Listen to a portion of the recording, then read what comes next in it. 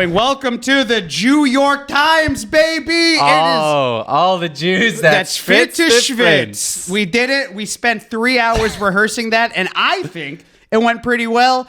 It is November 12th. Today we're going to be talking about the election. I don't know if you guys heard, but last week we voted, and gefilte fish in a jar, out of office. No more. Horseradish is in, gefilte fish is out. Little latkes in. Big latkes out. Out. Hashkama minion out. Nate's minion in. What else is out of it? Oh, in the Jewish community? What's popular that's not... Affordable yeshiva day school education? Out! Affordable Jewish day school education? Out! Still out.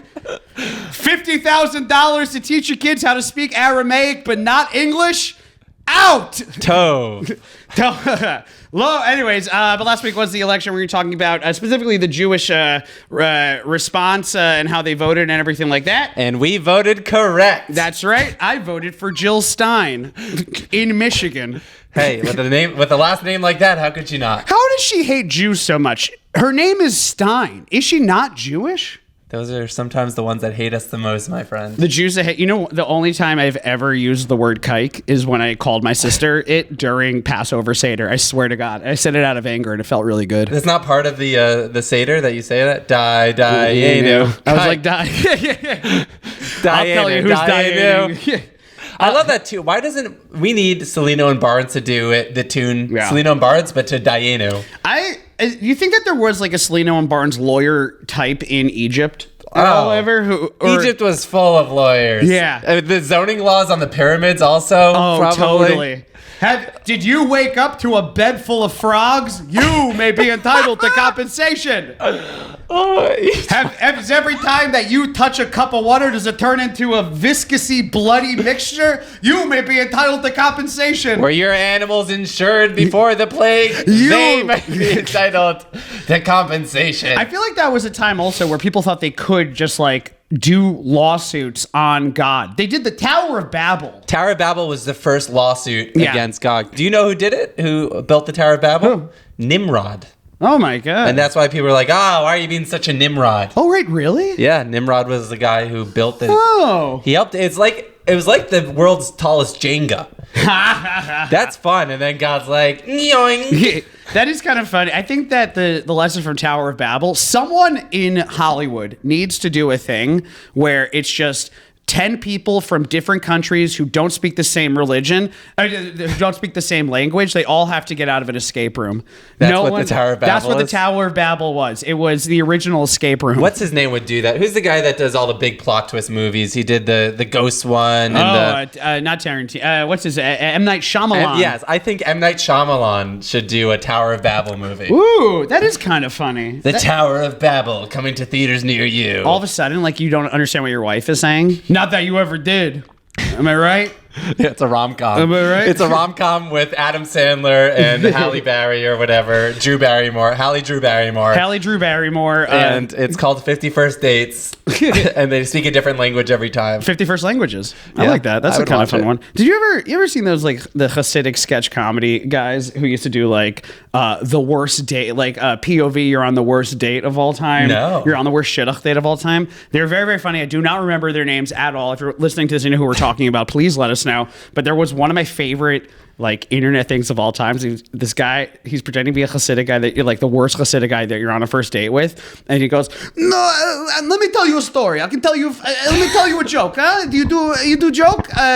There's a guy." He's married to his wife, and he comes home from shul, and she's dead. She was on the floor. She was beat to death, and just blood everywhere. You know, she's no longer alive. And then he says, "At least she won't be able to use my credit cards anymore." That was it. That's marriage material. That's marriage material right there. How did you spend your election? We'll do the news now because this is the lying New York Times. Last week, Donald Trump walloped. Absolutely walloped Kamala Harris. Has a walloping like that ever happened before? Not since, I don't know, what's the face that won by a lot? Well, that's what you would say. Herbert Hoover, did he win by a lot? Well, wasn't there the electoral thing where, like, in 58, like, Reagan won everything except for Minnesota? I was watching Daily Show, but I'm saying that's why you got to say Shechianu on it. I don't think anyone's ever walloped like that. No one's before. walloped like this. He got all the swing states. Did he not? Isn't that the funniest thing also? 7 swing states. They spent $1 billion to lose all 7 swing states. Who did? Harris? Harris spent $1 billion on this campaign. Yeah, because first of all, she didn't go on the New York Times. We reached out to Kamala Harris, her team, and they said that Kamala doesn't support us. Actually, the thing is, though, is that, she didn't do Joe Rogan, she didn't do Theo Vaughn, she didn't do the New York Times. It's like, did she want to lose? Right. At that point, you're just putting the nail in the coffin. You're asking not to become the president by not doing the lying New York Times podcast. All the schwitz, that's Schwitz. What was if you had to pick the 1, 2, 3 of why she lost, why do you think she lost? And then we're going to get into the Jewish angle around this because it is interesting. The Jewish vote was actually very interesting this time. There was some slippage from, normally we go more Democrat. There was significant leaning towards Republican. Still, 80% of Jews did vote for Harris at the end of the day. What is your 1, 2, 3 of why she lost? Okay, first thing is Kamala. She's just you get a little edgy around her. And I'm not saying it's because she's a woman or because she's a woman of...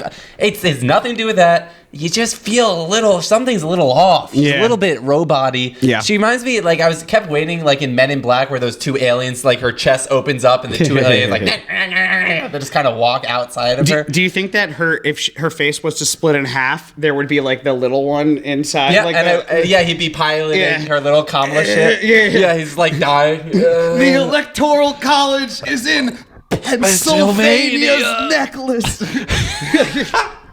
Yeah, and then Donald Trump is just the guy who's like, sugar, shut the hell up. Borders. I will say, I think that it is not a crazy thing to say that one of the big reasons why she didn't win is because Donald Trump could go to a Chabad Kiddush. He can go to the Christian prayer gathering. He got like a bunch of Muslim leaders in Michigan. He can go anywhere. Kamala, way too rounded off. It seemed like anytime that she was going to show any personality, they were like, hey, stop it. Yeah. You don't show any personality, okay? Yeah, that's put it right there. You see Kamala at a Kiddush and you see Trump at a Kiddush. You're going to Trump, nothing to do with Kamala being this, that, whatever. Trump's he's kicking back. He's taking shots. Yeah. He's talking off the cuff. And this isn't an endorsement of Trump, by the way. Let me just make that clear. We're not talking about Trump from like a legislative perspective, which who knows. I'm just talking about from like a likability standpoint. There is this thing in Judaism, I would say, where like he's the guy at shul with candy, and Kamala is the lady at shul yelling at all the kids to stop running around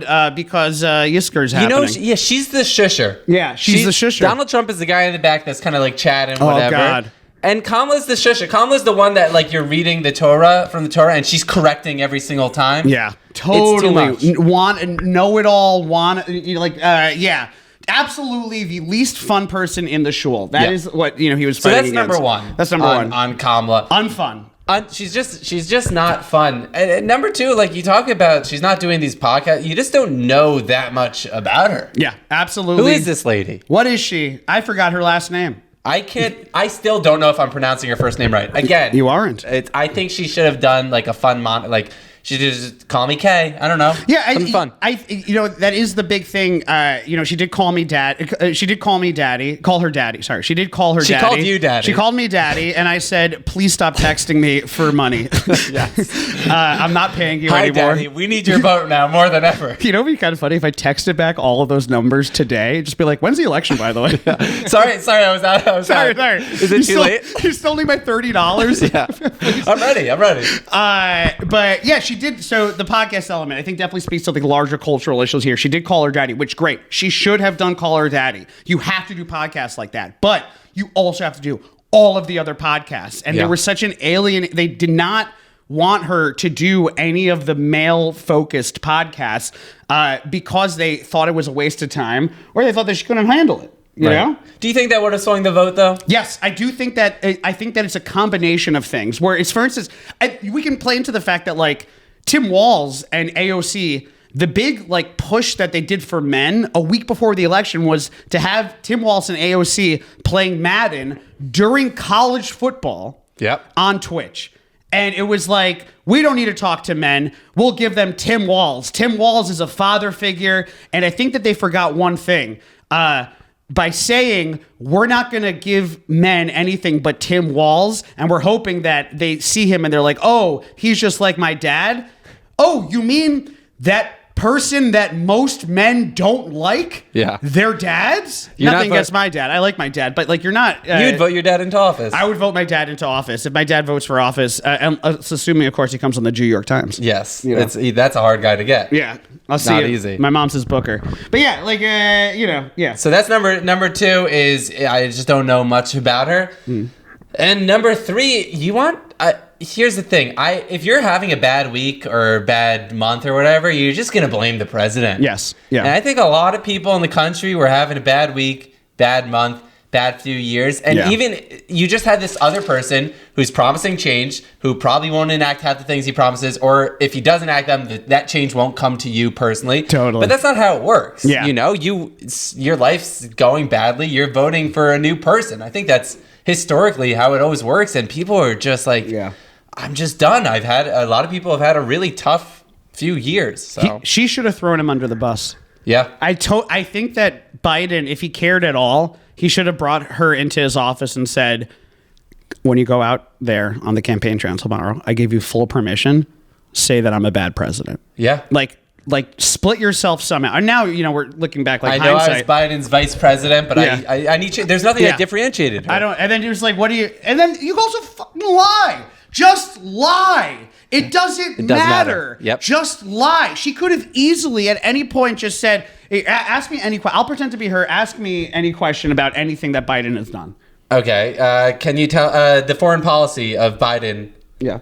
We're going to fix it completely. Whatever Biden did, we're not doing that anymore. We're doing something different. The immigration with Biden? He screwed up, and I'm not going to screw up like he screwed up. I'm putting 1.5 million border guards down there, okay? There will be no more immigration as far as I'm concerned. Biden, abortion and Biden. Biden, actually, low-key, he hates abortion. I don't. I love abortion. And I will make it so that everyone has to have at least one before they have a regular kid. Gun laws. Biden and gun laws? What guns? That's right. I've taken them all. Under Kamala's administration, there's no more guns. Unless you like them, in which case, here's a free one. AKs for Kamala. That's what we needed, and we didn't know we were missing. The K in AK. For the 47th president, we'll do AKs for Kamala. There you go. Oh, man. We're so screwed. We're done. Yeah. So that's your 1, 2, 3. That's my 1, 2, 3. That's a pretty good 1, 2, 3. I like that. You have a 1, 2, 3 that varies? The economy is terrible. The pundits always say a thing where it's like every time you drive by a gas station, you see the price of gas. That's like a little bit of a political ad towards whoever's running against you. I think they did a very bad job at. They kept on being like, everything's good. The stock market's great. Everything's going great. And then most people are like, what the fuck are you talking about? Like, it's not going great. I don't own 100 shares of Tesla. Things are expensive. Things are very expensive now. Inflation is happening, and there is a larger trend across the globe. I don't know if you know this, but like most exiting administrations in other countries of the past, if you look at the top 10 countries in the world, most of them have had a party shift since in the past like year and a half, I think, because we are on the inflation side of the pandemic. It's hard to explain that to most people. So I think, most people kind of are like, well, they didn't do it. Let's go to this person. When they didn't do it, we can go to the next person. But the economy sucks. It absolutely sucks for most people. And I think that a lot of the tax breaks and stuff that she was offering, where she was like, oh, we're going to help first-time home buyers afford a home. Most of America aren't first-time home buyers, and most of America don't want to pay. We can't afford homes. Exactly. So it's like that's not for anybody. And then it's like, we're gonna bring down the cost of goods. Well, it's good. If you can do that, why are you not doing it now while Biden is in office? There were all these things where they kept on saying everything is okay, and anything that's not, we're going to fix it. And everyone that said back to them, everything is not okay, they were just like, well, you're a racist, dumb piece of crap. It's hard running second term when you're president and things aren't going well. And also, there's not much you could do. I mean, second thing, that the biggest thing, I will say the number one thing that went wrong was Biden not dropping out. That was absolutely catastrophic.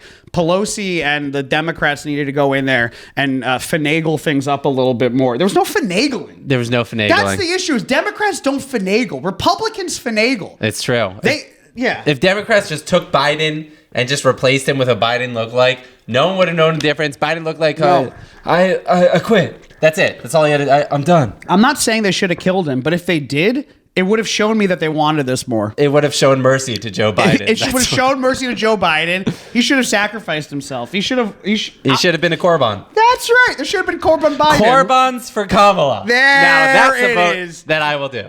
That's what you got to be harnessing. Kamala Harris, why didn't you bring any Korbans to the temple? I think another big thing, if we want to talk about them running a very alienating campaign that did not excite the base, Tim Walz Who is that? Such a dud. You had Josh Shapiro, beautiful Jew, one of the hottest Jews of all time. Well, you could say human being. He's a human being. I won't. I consider them something else. I almost had him. I almost did. No, listen. He was, as far as lizard peoples go, Josh Shapiro was the hottest. Beautiful little slither on that man. As far as dirty Shylocks go. He's the dirtiest. He's the dirtiest, Shylockiest one of them all. Yeah. He was really cool. I think that was such a missed opportunity, and we lost Pennsylvania, and he could have delivered Pennsylvania, and there was not significant, but there was definitely a sliding of points when it came to Pennsylvania Jews. Here's the question, though. If Kamala had like a celebrity, at this point, politics is so once Trump won in 2016, that was it. The floodgates open, right? That was it. You could not run a regular politician in a regular election year. I think Biden, Kamala needed a celebrity vice president. Yes. She needed Mark Cuban. I mean, I'm dead serious about this. That's great. There is going to be an issue in the next election where you can't run another politician. The Democrat brand, it's like watching the high school quarterback, the jock, the number one person in high school go on stage and then piss himself. And then he comes in the next day and expects to be treated cool. Yeah. Like, you're embarrassed. You've embarrassed yourself. No one wants to really be associated with you. The only way that they do this is they have to have a Trump-like character come in there and they just dominate an election, a debate. Yeah. Because if you think about it, the reason why we have Trump at all is because that 2016 debates, he ran a train. That's it. Yeah. We have. No one's watching the highlight reel of the 2024 debates. They're watching the 2016s. Yeah. People probably voted Trump based on they probably revisited the 2016 debates. Yeah. They look back at it. Fun. Because he made, no one likes politicians. All the politicians think people like them. It's insane. And I think that the only way is that you have to have someone else, Stephen A. Smith. Is this the wake-up call for the Democrats? No, I don't think that they are going to fix themselves. I have said this for years and years and years. There is a bigger chance of Republicans becoming more liberal, getting on board with gay marriage and abortion, than Democrats holding power for a sustained amount of time. Yeah. I just don't think that's going to happen. If anything, this has proven it. Now, the real question is what damage does it do to the country?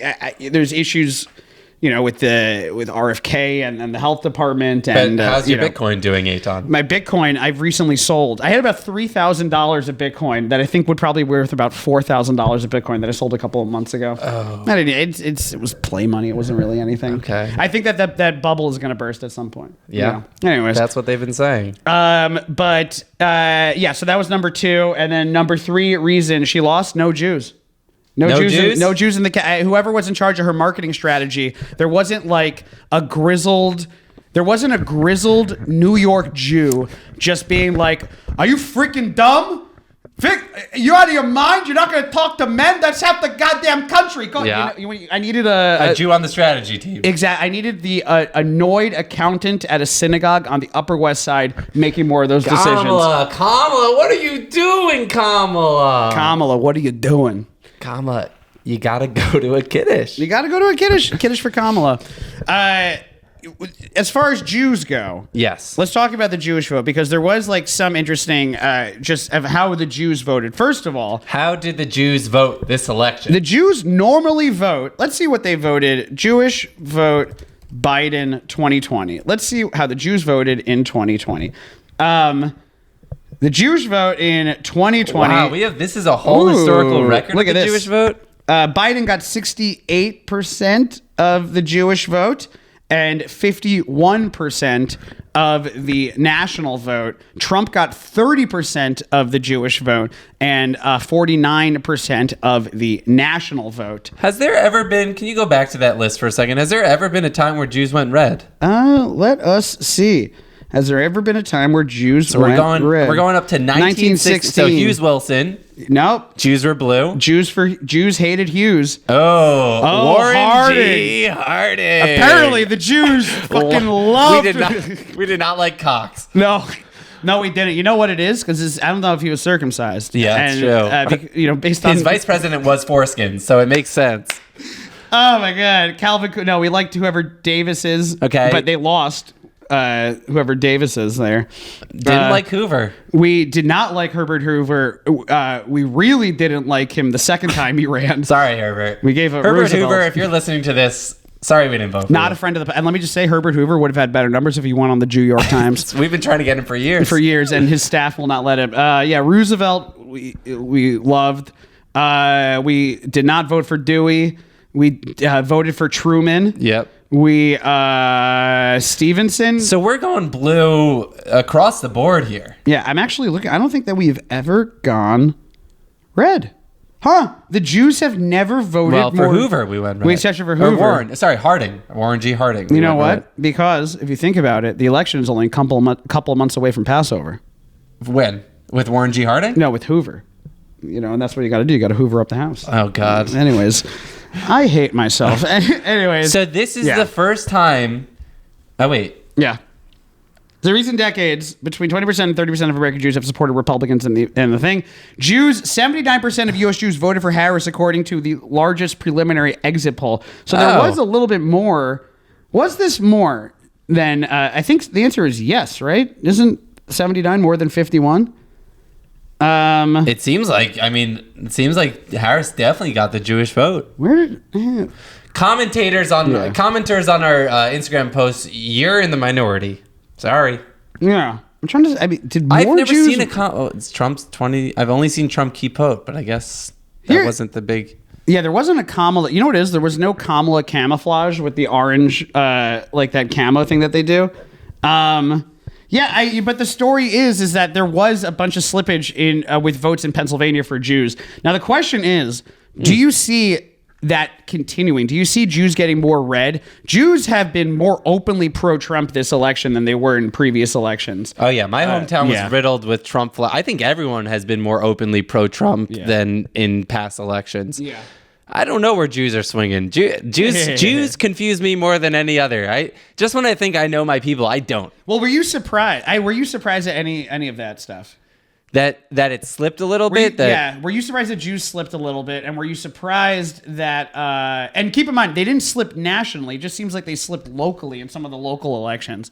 I was not surprised by that at all. Especially because when people think about... I'm not going to say Kamala Harris has not been very, very helpful to Israel, because she has. That's a thing. But the reputation out there is that she is not as pro-Israel as Trump is. This also comes to the change aspect, right? I mean, Jews, it's been a very tough year for us in terms of hate crimes, in terms of anti-Zionism, which in many, many, many cases, 95% of them is anti-Semitism. Yeah. And so it's the same thing. I mean, you're a Jew, you're scared, you need change. Yeah. No, definitely. I think that there is an immediate kind of connection between the Democrats and the left-wing protesters. And, here's what I think is so interesting about the election nationally.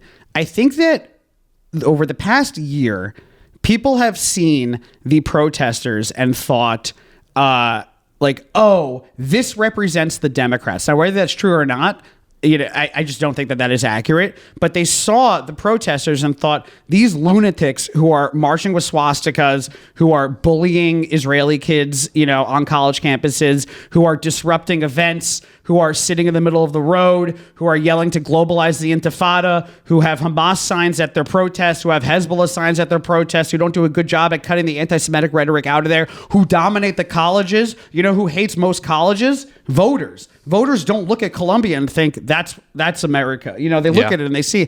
So I think that in a weird way, the Democrats were painted as these annoying, alienating extremists, and that was seen most over the past year with the protesters. that that have been showcased. Am I wrong in thinking that? No, this is I think this all comes back to people getting annoyed at these people. Yes. Right? It all comes back, and these people that they're getting annoyed So at annoying. align themselves for the most part with the Democratic Party. And which is crazy because they hate the Democrats is the other Sure. thing. The protesters, We just fold them all together. they don't like Kamala. And there's an actual difference between Trump and Kamala when it came to anti-Semitism was that the anti-Semites in 2016 that voted for Trump and the anti-Semites that voted for him now, they like Trump. It just is what it is. I'm not saying that speaks for the entire party, but it just is what it is. The anti-Semites that hate Kamala, the anti-Semites on the Democrat side hate Kamala. Yeah. So it's like she couldn't win. She could not win. She couldn't even get the anti-Semite vote. She got that went to Jill Stein apparently. It's incredible. Trump unified Yeah. what was the Muslim Junified. vote? The Muslim vote across the demographics, I think, increased for Trump, right? Yeah. Yes. Latino, black, Muslim. Yes. She slipped in like almost every major fucking category. She slipped with women. So Yeah. even the bet that she took focusing most of her campaign on, targeting like women and DEI, which I'm not saying is a bad thing. I am saying that you can't do that and then not do the other part to it. Yeah. I think there's also a big issue with like when she doesn't go on Rogan. It's not just that she's not going on Rogan. It's that it's being perceived as one, she can't stand up to Rogan, and two, oh, you're going to go on Call Her Daddy and you're going to go on that podcast or you go on their podcast, but you're not going to go on any of our podcasts. She didn't Screw come on you. the New York Times. And she didn't come on the New York Times, which is absolutely crazy. And that's what really did it. That's what really did it. But yeah, I do think that the protesters ultimately did hurt Kamala more than they helped Kamala in a way that, let's talk about this. Gaza is fucked. Like, Not fun. It's not fun there at all, and it's going to get 10 times worse because if you look at who he's bringing in, Marco Rubio, he's not exactly pro-Palestinian, and it just is what it is. Who do you bring in? He just Mike Pompeo. Yep. He just added Elise Stefanik. Tim Hoonan. Who? He's the new border czar or something. Whatever. Is that the title? There needs to be a Jewish czar. Let me just say, I A nominate Jewish czar sounds like an oxymoron. Okay, the czars didn't like the Jews. Yes. At all. A Jewish czar. You think the Jewish czar? You think the czar had a Jewish czar? A Jewish czar? Yeah, Okay. probably. Yeah, some rabbi. Here's how you get them. Yeah. Yeah. How do you poskin with? Rabbi.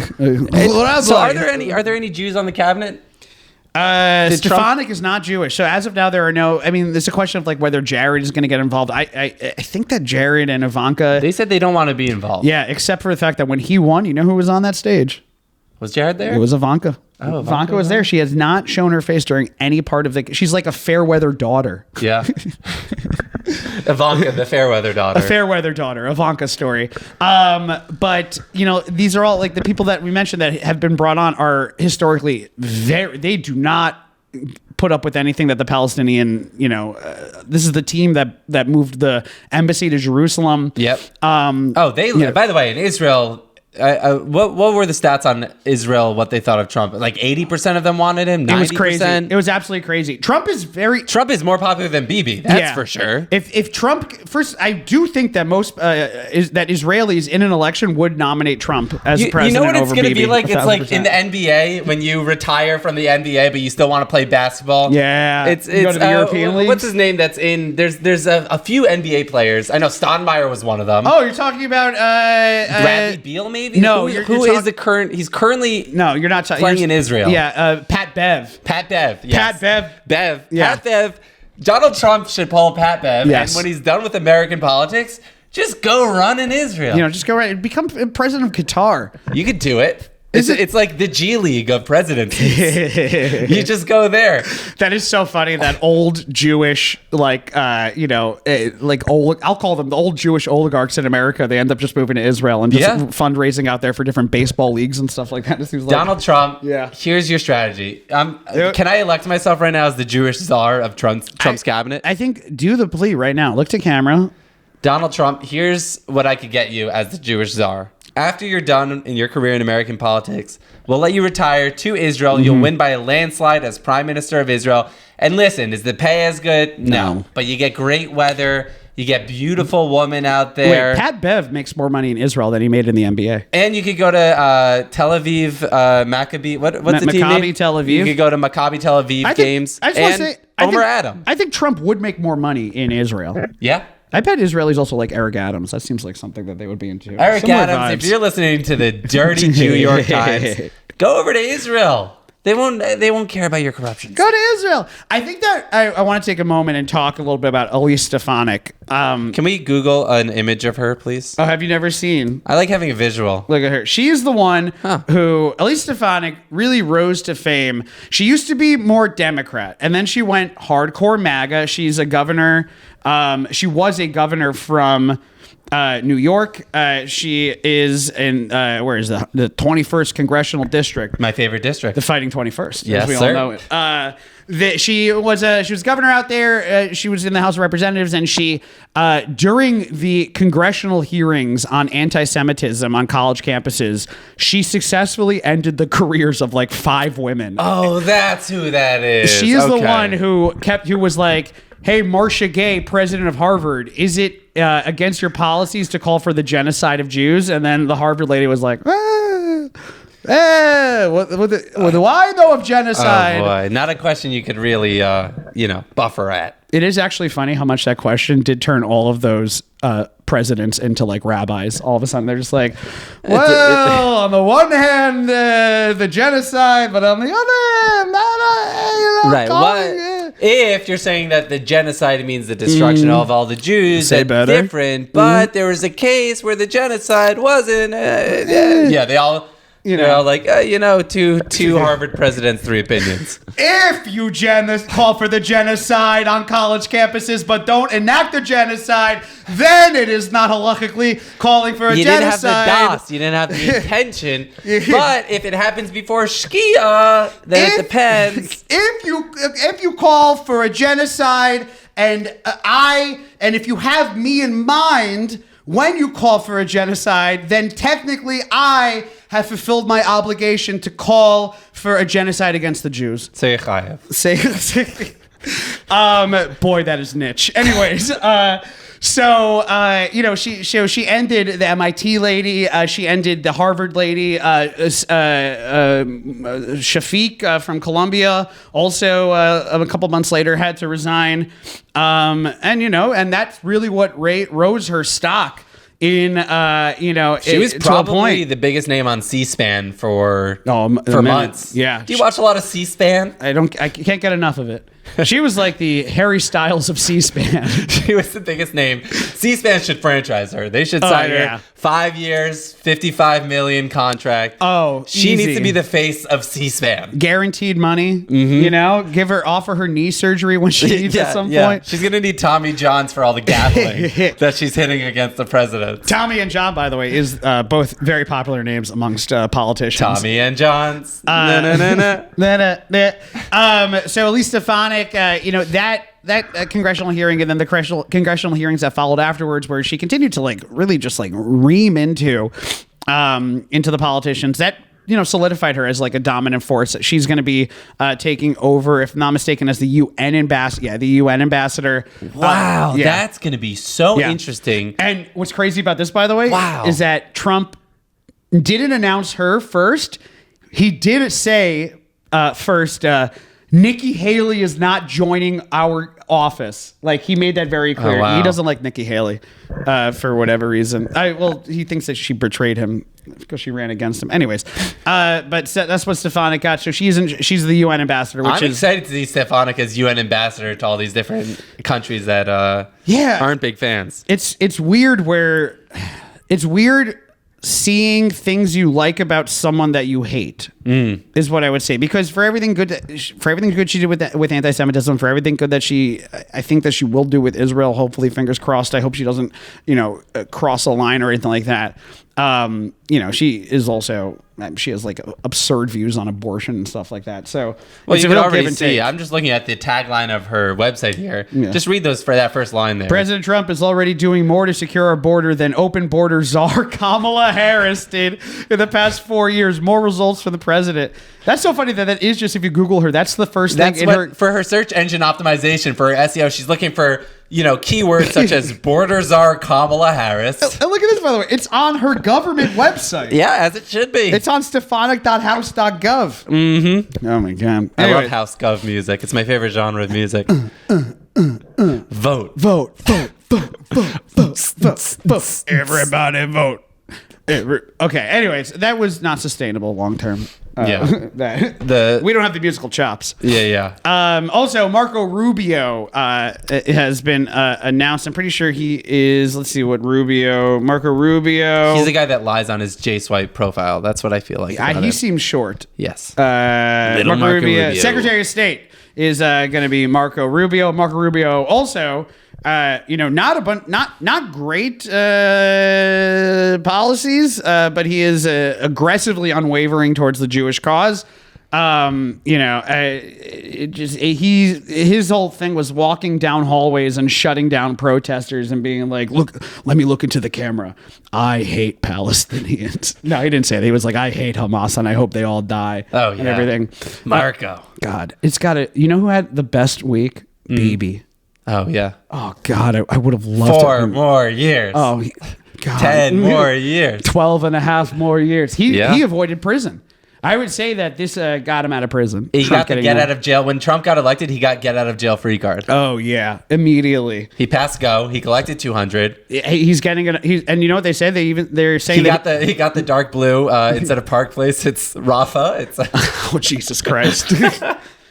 I mean, I think that there is something that needs to be said about the fact that, like, I fully blame aggressive, alienating, left-wing rhetoric for painting how America's voters voted, for painting how they think about Democrats. They brought what happens next to Gaza. You did this. It's just, you did this. You didn't have to go as hard in the paint as you went. I think that what is going to happen to the Palestinians next is going to be absolutely unconscionable. I just know that it's just not going to be, there's not going to be a differentiation between Hamas and Hezbollah and the Palestinians in a way that there at least was an attempt. And I know that that sounds crazy, but there are things where, let me just say before I say anything else, there are parts of this war, there's a lot of parts of this war that I have hated. I don't think Netanyahu has done a good job at getting the hostages out. I don't think he's done a good job at securing Israel's long-term future. But I do think that the IDF does do, they do put effort into making sure that the casualties, that, the collateral damage isn't as crazy as it is. And there's a lot of collateral damage, but I am saying that there is at least a check and balance system that is in place now. That's gone. Yeah, that is totally effing gone, and it was such a short-sighted move to withhold votes for Kamala, thinking that it would somehow lead towards a better future for Palestinians with Trump and Marco Rubio and Elise Stefanik. Yeah, that's insane. If you're voting for like the lesser of two evils, but you're like, I don't support how Kamala has been treating the Palestinian cause, I'm not going to vote for her. No. Well, then who are you putting into office? It is ridiculous. It's stupid. Eitan Levine does not worry about losing Instagram followers. I'll tell you that much. This man speaks his mind. I did lose like 300 followers because I posted about how Kamala ran an alienating campaign. Lost 300 followers. That was an alienating statement. I gained like 1,000 back within 4 days because I did a video about asking people if these dogs are Jewish or not. See, this is the American voter system. That's the internet. Yes, it's going to be the next few years. Not only Israel, Palestine. You think Russia, Ukraine. You think China, Taiwan. Done. It's going to be World War III. China. Okay, so here's my thought on China. Not that anyone asked. Our Chinese listeners asked. For all our Chinese listeners out there. Hey, President Xi Jinping. Hey. I love you. Ni hao, come on the New York Times podcast. Imagine if we got president. How many views do you think we would get? I bet not that many, unfortunately. No, I think that's a shame. I think we would crack 10,000. Yes. If that. I think if we got President Xi Jinping on the New York Times. Yes. Do you know how many views the Kamala Harris Call Her Daddy interview got? In the 100,000s, maybe? Under 1 million. That's so sad. And they spent 6 figures to make the set. Oh my God. They spent 6 figures and then who's behind her administration? No Jews! That's the issue. Where Doug cannot be the only Jew. Some Jew got Trump on Theo Von. I don't know how. You could have put Josh Shapiro on Theo Von. You could not put Tim Walz, that bumbling idiot, on. And he's, he also had one of the least helpful statements about Israel. What did he say? It's just during the debate, he didn't say anything of substance when JD Vance. That was one of the parts that he faltered on. JD Vance is great.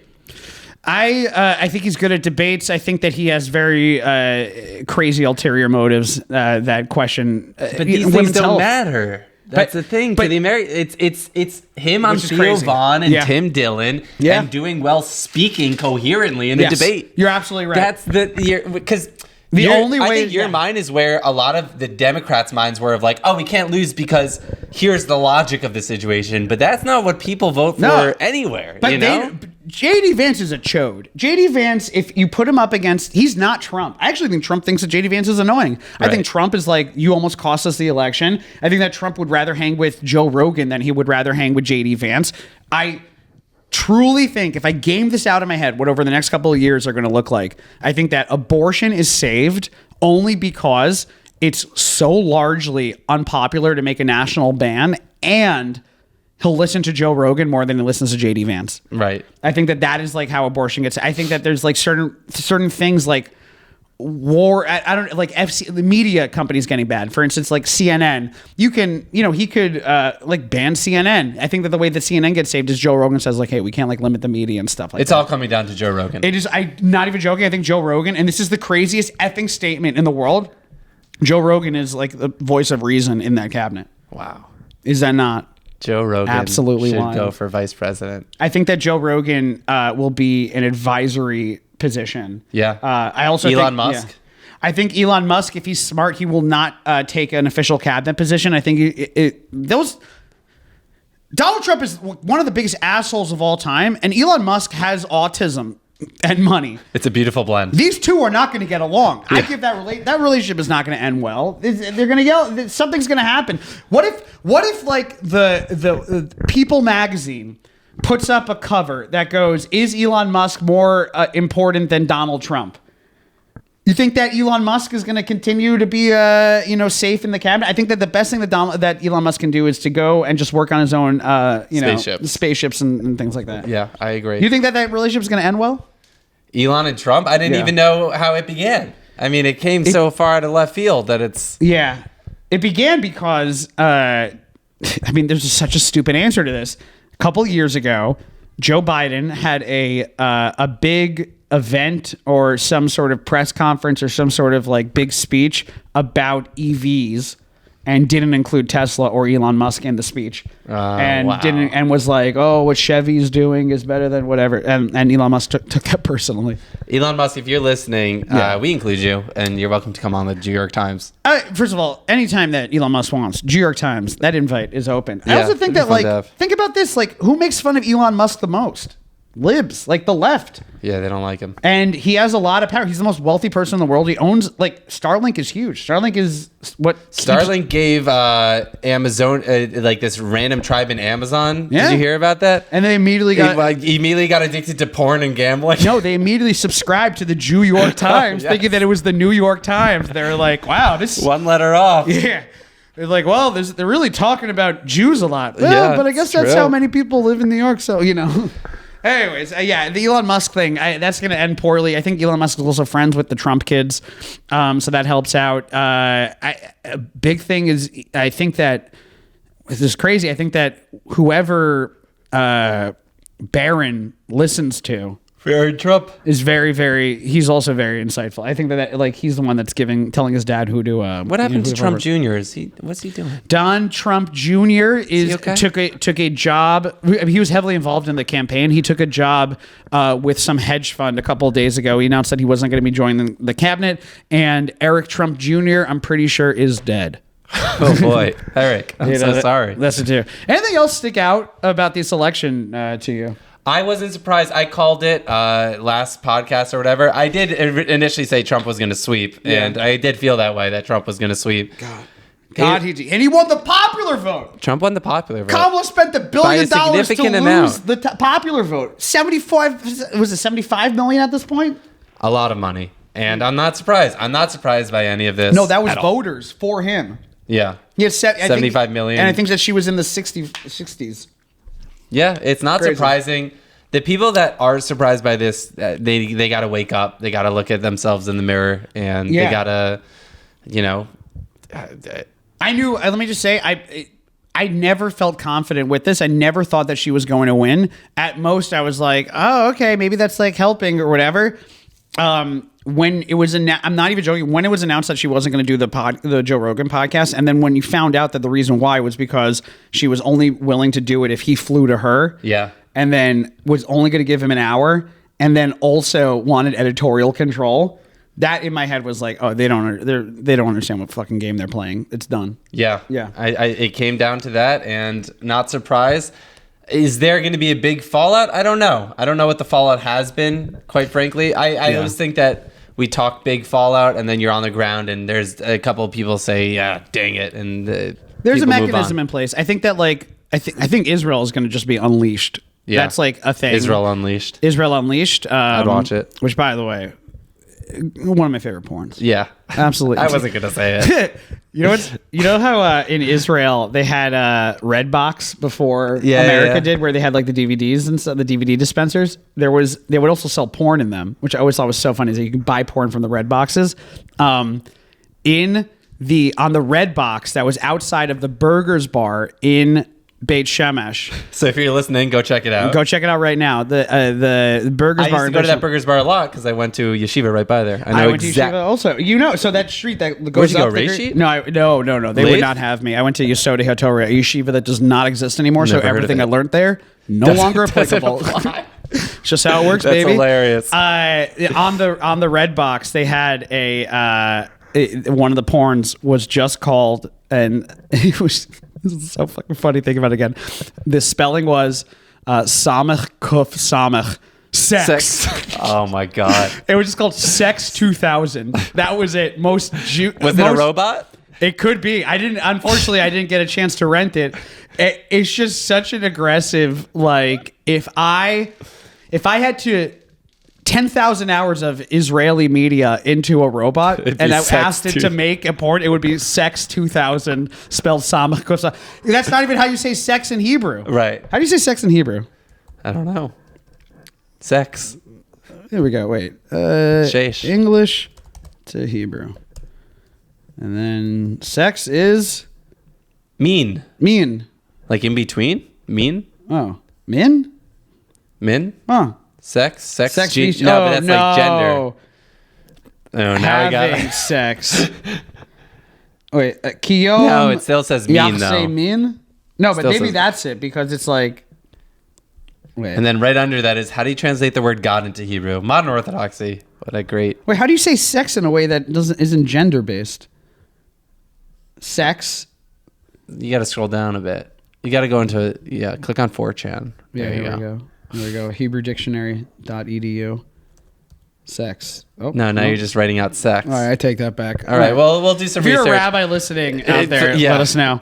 Any other just small little Jewish things that have happened over the past... do you have anything else on the election? No. We're going to be fine. Yeah, I think that ultimately, listen, he's got 2 years, and then the Congress goes up again, and there's going to put some safeguards in place. I am looking forward to our sister newspaper, New York Times. I love reading their content because it's just so detached and fun. And their fallout from Trump has been the greatest. They write essays and articles like you're a college, like you're a high school kid trying to get into college and meet the word limit. Yeah. And it's incredible. It's too many words. They know that they have to hit 500 words for the SEO, and that's what like pivots them. Yeah. Listening to them and Pod Save America and stuff like that over the past like couple of days has been very funny because they are just, there's no accountability at all anywhere. They're all just like, oh, the voters were wrong. Like, oh, whatever. It's so funny. You just read any of the articles before and like, what's going to happen in a Trump. It's so comically a smear. It's so comically biased. Yeah. And the thing is also like, I tour the country. I spent the last 6 months throwing first pitches out in America. I know America. it was never going to be Biden. Like it was never going to be Biden. It was never going to be Harris. Like no one wanted to. The difference between Kamala and Trump at the end of the day that changed everything was that nobody wanted to vote for Kamala. They felt like they had to. Yeah.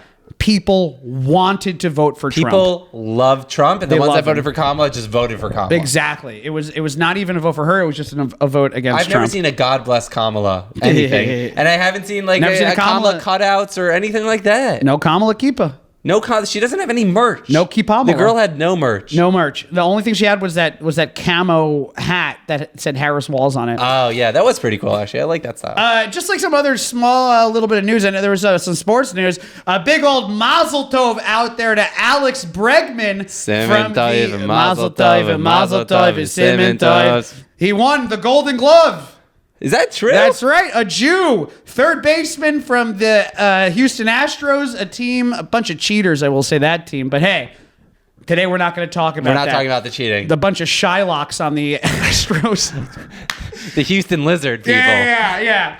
The Houston Space Lasers. Can we get a visual of Alex? Here's Alex Bregman. He is full-on Yid? Look at that. He's a full-on Yid. He's a Jew. Congratulations to him. He looks like such a nice Jewish boy, too. He also, I think that he's still in the running for I think the Silver Slugger Award or something. But he had a big season. 2-time world champion. Wow. No foreskin. That leads to him being able to swing the bat a little bit freer. Right. Is that against halakhically? Can you do that in baseball? If you don't have a foreskin, you can move faster. You could swing better. It's actually, they say that the first thing that they do when you get recruited is they check your foreskin and they say that is going to turn into basically a parachute when you run. Right, exactly. And that's why, no surprise that he's on the Astros. No surprise at all. And then that's what happened, right? The space lasers. That's how they cheated. They all chopped off their foreskins, and then that went against protocol. And then someone saw one of the pants were too tight. They're like, wait a second, they got no foreskins on there. Alex's cup. No, do you know how they cheated? Do you know the story of him? How they cheated? Didn't they like bang on the trash on a trash can? Yeah, they banged on the trash can. If you cheat like that, that's so fun that you should be able to. I think if you get away with it, you get away with it. But this was like it was so dumb and so brazen, and he's the only one that I will even put up with just because he's the only Jewish one that's on the Astros. But yeah, Mazel Tov over there. Mazel Tov, Alex. Was there any other Jewish sports stuff? I feel like there was another Jewish sports thing. Well, hockey started. We have some Jews in hockey. We have Jews in basketball. There is actually. You know who's not a Jew in basketball, but who feels to me like a Jew? That Japanese player who's like 5'6" on the Grizzlies. Yeah. Not Suzuki. What's his name? Let's get it right here. Just write in tiniest NBA player to ever. Is he smaller than Chris Webber? I mean, he is so small. No, Muggsy Bogues. Not sorry. Rui Hachimura, you racist Japanese. It says 5'8". Yuki. That's what it was. Yuki Kawamura. Yeah, he is fun to watch because he's all finesse. He's like behind the back passes and like finds like weird. He's how Jews need to play. Okay, Yuki. What's his name? Yuki what? Yuki, we had this right. Yuki Kawamura. Yuki Kawamura, who's the 5'6". Yeah. Yuki Kawamura, who's the 5'6" player, needs to... Every Jewish basketball player who's going up against those Catholic boarding schools needs to study Yuki Kawamura on how to play basketball. Yuki it's the only way we're going to win. He could make, after his career ends, I guarantee you can make $500,000 coaching Hafter. Yes. Hafter Hawks, if you're looking for a coach, you need Yuki Kawamura to train you. That is actually so funny, is that he's Yeshiva League gold. They got to be teaching. And you're 100% right. He understands the plight of not being able to dunk. Yeah, you know what he's actually planning on doing after this? He's going to play in some floor hockey. There it is. That's the next step. There is like some interesting with NCAA basketball starting out. Division III. I didn't know Yeshiva University has a player that could be better than Ryan Terrell. He is the fastest player to reach 1,000 career points. I swear to God, this guy Zevi Samit. He's the fastest player to reach 1,000 career points in the school's history. And then it says faster than Ryan Terrell. For all the big readers and big Ryan Terrell, they're like, wait a minute. Well, this is the Jewish Sports Report. Oh, that is I didn't know that was a website. Oh yeah, shout out to the Jewish Sports Report. I like them. The JS. That's great. No, shout out. And then the last little bit of a little Mazel Tov Kiddush Shkoyach. Jewish sports news out there. I want to give a big old shout out to Jake Retzlaff, baby. BYJEW, the quarterback. They're 8-0 now? They are 9-0. They had a They beat Utah with 3 seconds left. This is what is interesting about BYU football. As Jews, I went to Yeshiva University. You went? I went to a CUNY, which is pretty much Do you Yeshiva guys have University. a football program at the CUNY? Of course Exactly. not. Jews do not have a football program that we root for. If you went to Michigan, yes, then congratulations. If you went to Rutgers, yes. USC, yes. New York Jews, we do not have a football team that we cheer for. I bleed blue. I believe this blue. is a BYU football podcast Bringing the exclusively. Mormons and the Jews together since 2024. I am Elder Cunningham, baby. Which Hillel does he go to at BYU? There is the BYU Chabad of Utah. I am not even joking. There is a Chabad in Utah. Rabbi Sipper, I think, is the name of the guy. But they have been basically like this. It is such an enigma of a story. To give you guys just like a quick context here, there are 3 Jews in all of Brigham Young University, in all Mormon college. A couple years ago, their starting quarterback went down. So they went to the #1 junior college quarterback at that time, Jake Retzlaff, a little Jewish kid from California. What a great name, too. A credible name. Jewish name. There's Jewish pride in that name. It would have been better if his name was something like Goldbergerman or something like that. Mendel. Yeah, Schneerson. Yosef Schneerson would have been a better name for Jake Retzlaff. I would love to see Schneerson on the back of a jersey. I'm just saying. It would be so nice. Within my lifetime. If it was like... Let me just say, in our lifetimes. In our lifetimes. If it was like Yehuda Bar, Ben Ramon. Like if it was Ben something, like Ben Susan or something. Let's put a pin in all this. You know what I always thought was so funny? Whenever I played Jewish floor hockey, whenever and I went to JC, flex, but okay. Ashkenazi, let me just say, we were 7-6-0-1 my senior year. Whenever we would go play the Sephardi teams, it was always so funny because it would be 30 kids on that team, 4 last names. All of them were called Ashkenazi, Levi, Harari, Gindi, just over and over. That's funny. You know that there's that bit, Muhammad to Muhammad, Muhammad to Muhammad, Muhammad, go! Yeah. Gindi passes to Gindi, passes to Ashkenazi, passes back to Gindi. But anyway, so BYU. The quarterback goes down. Jake Retzlaff's, he wins the starting position, has a fairly good end of last season. This season, they are 9-0. They are on top of the Big 12. There's a chance they could go up against Colorado, if I'm not mistaken, if things continue to go the way that they're going. Absolutely incredible story. BYJEW has taken over the internet, and truly one of the most interesting things that are happening in sports. If he wins a title out there, I think they'll change the religion of the school. That's right. That's how it works. It's going to become, and this is true, Satmar Hasidic. Yep. They're gonna make Satmar Hasidic Belzer BYU. Hasids are gonna be going down to Utah, which feels like it makes sense. There was a Chabad there already, which is kind of crazy. There was in Provo, Utah. There was a rabbi ready to go. Those Chabads are wherever you need them. God, and he's making a lot of money off of those like T-shirts and stuff like that. Barstool Sports is selling a BYJEW T-shirt. Oh yeah, he's doing great. This kid is an awesome kid. He's donated some money. It's a great story because I've talked about it a couple times on my Instagram, and I always get commenters from BYU who are Mormon who are like, "We love this guy. Like, holy crap." Jake Retzlaff is doing more for the Jewish community than, Here's my question with Jake Retzlaff, quarterback of BYU. Yes.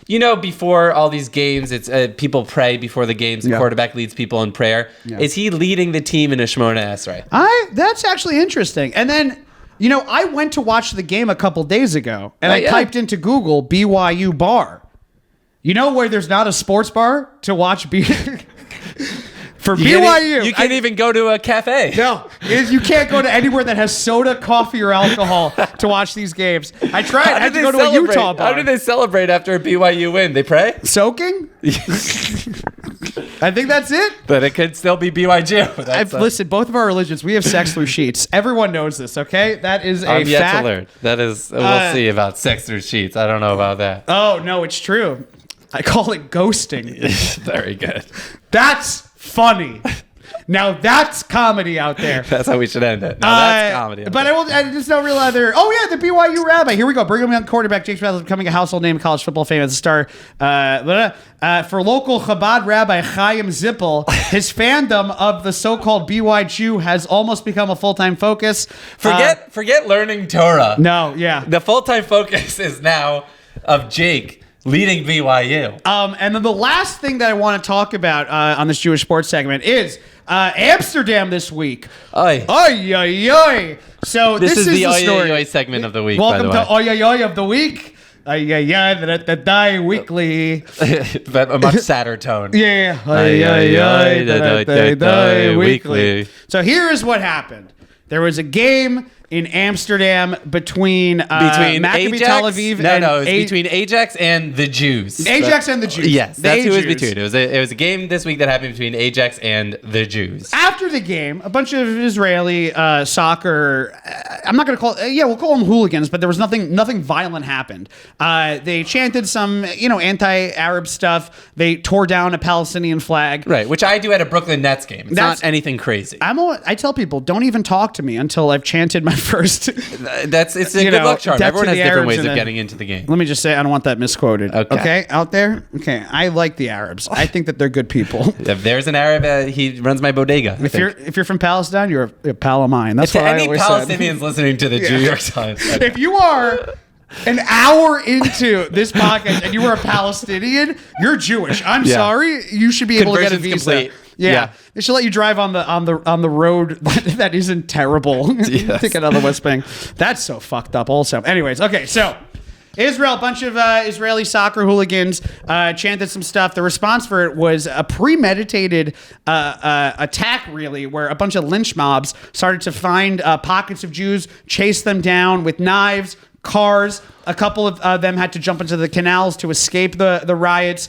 There was video, truly one of the most shocking videos I've seen in a very long time, of someone being accosted and yelling, "I'm not Jewish, I'm not Jewish, I'm not Jewish." Israel had warned Netherlands police that something was going to happen. They didn't do much. The Jewish community in Amsterdam had to lock down for a little bit. A lot of the conversation afterwards has been, is this a pogrom or is this not a pogrom? I tend to fall on pogromish. Feels a little pogromish. It feels pogromy. You know? Pogrom-esque. Pogrom. Yeah, we're leading. Feels very much leading into pogrom. No one died. Which is crazy hearing people yell, "Yeah, no one died." Yeah. It's like, okay, it's fine. good. No one died. I'm sorry, no one died. Right. To be called this. And then there's also this like crazy false equivalency to people being like, well, they chanted what they did and they tore down the signs that they did. Lynch mobs is not the answer to tearing down a mob. And the last thing I want to say is that soccer hooligans.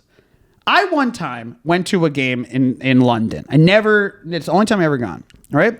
During that game, they had a song that the entire thesis of the song was calling the other team's goalie a pedophile. And it was a chant, and they had a song ready to go. Soccer hooligans, they do this stuff. Yeah. They chant. They have terrible, slogans and nicknames for people. They have, Arab, anti-Semitic, anti-this, anti-Chinese, Muslim. They have all of that. And yet, somehow, lynch mobs don't happen in those games. If you are angry at the Jew, if you are somehow blaming the Jews for chanting what they chanted and not expecting to get, lynched out of Amsterdam, then you're a fucking anti-Semite. I say that straight up. In the past year, all of the fucking protesters have been tearing down hostage signs and tearing down Israeli, flags and stuff like that. Am I able to get my friends go out there and chase them around? Fucking no, because it's not correct and it's not wrong. And the reason why people hate your side is because of shit like this. Yes. And this, I couldn't have said it better myself. And it's emblematic of this past year and the reaction to things. It's like Jews speak up and protest that they're getting killed or a Jew says something and then the reaction is 10 times more violent. It's insane. And you take any other person or any other situation and no one's raising their voice at all, and then you take the Jews and you can't help but feel like people are like, how could you play the victim to this and that? It's like what corner are you putting us in? There hasn't been a clear one-to-one. I think that was what I was so impressed about. I was like, this past year of protests are people running around literally yelling death to Jews, chanting intifada stuff, and no one bats an eye. And yet, when the other side does it, everyone's like, well, the Jews had it coming towards them for doing this. Absolutely insane. And I think it was like very indicative of, of larger culture. I don't like that Ajax also just dominated. I mean, they really... Oh, how bad was it? They shut him out. I forget. It was like 4-0 or 5-0. Remember last year, tough. It was last year or 2 years ago at the World Baseball Classic where Team Israel had a really good run. Yeah. And they beat they beat the Hungarians, and then they beat, the Polish, and then they beat Great Britain. And then they played the Dominican Republic. Oh, boy. And let me just say, Israel versus the Dominican Republic, it wasn't exactly miracle. No. It would have been. It wasn't exactly nice. What the Dominicans did to the Israelis that day was an act of anti-Semitism. I think it was equal to the destruction of the Third Temple. That's what it felt. It's a day of mourning for us all.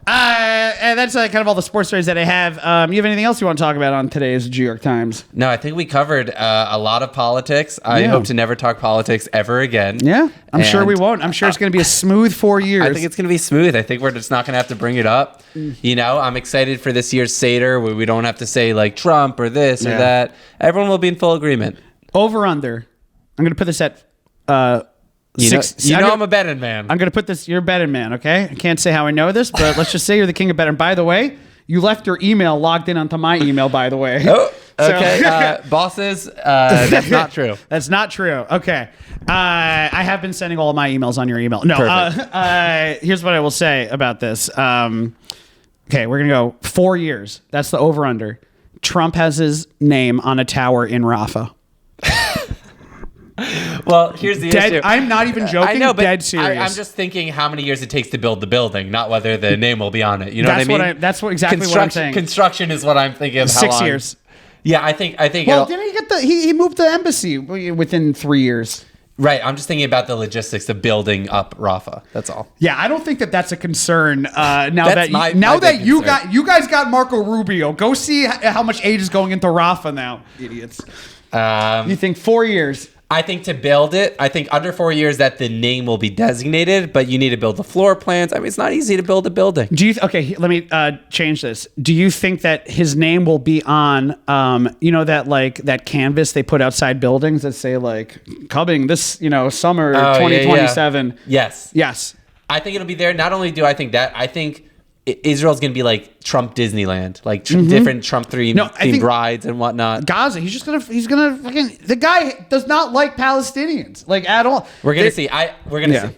We're going to see. You think that there's any, what is your, you think that I there's don't know what the future, listen, if I'm a Palestinian, which I am. Yeah. That's right. It's not looking great. It's not looking good for you, bruv. Yeah. I feel it's not looking good. I feel very bad for the future, I will say. I think there's a lot of innocent. BYU has a Jewish quarterback. That's what it is. Things are changing. They should become BYU fans. Yeah. Anyways, that has been the lying New York Times. All the Jews that schwitz the print. I hear it. They said all the Jews are schwitz the print. I'm so excited to do more. So we have 4 more years of Trump impressions. We got 4 more years of Trump. No, that's not my Trump. 4 more years of our really bad Trump. 4 more years of Trump. I'm not doing it. It's tough for you. I'm not Elon Gold. Yeah, you're not. I don't have the vocal dexterity. One day I will. That guy gets paid a lot. That guy makes money. Okay. Yeah. We should all. How much? What's Elon Gold's? No, we don't have to. I got no. Next segment will be what's Elon Gold's net worth. I bet he's making 30 to 50 every corporate gig. Wow. That's my guess. Wow, and they're not paying me anything. Elon, in the comments, say how much money you make. No, we love you, Elon. Please let me open for you. We'll see you guys next week. Have a good one. All right, take care. Bye.